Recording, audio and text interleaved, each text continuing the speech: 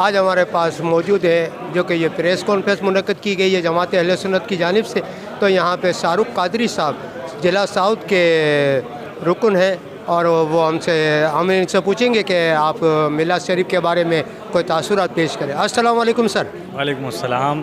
الحمدللہ جماعت اہل سنت پاکستان کراچی کے تحت 12 ربیع الاول کے روز جشن عید میلاد النبی صلی اللہ تعالیٰ علیہ وآلہ وسلم کا جلوس نکالا جائے گا، جو کہ میمن مسجد بولٹن مارکیٹ سے برآمد ہوگا اور جو ہے اپنے روٹ سے ہوتا ہوا نشتر پارک پر اختتام پذیر ہوگا.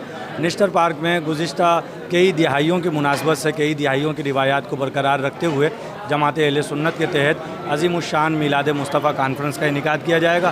اور اس کانفرنس سے خصوصی خطاب ہمارے امیر محترم حضرت علامہ مولانا سید شاہ عبدالحق قادری دامت برکاتہم العالیہ فرمائیں گے. تو یہ جماعت اہل سنت کا پیغام ہے. جماعت اہل سنت کی طرف سے تمام ہی اہل اسلام کو، عاشقان رسول کو اس جلوس میلاد میں اور جلسہ میلاد النبی میں شرکت کی دعوت دی جاتی ہے. بہت شکریہ. جزاک اللہ سر.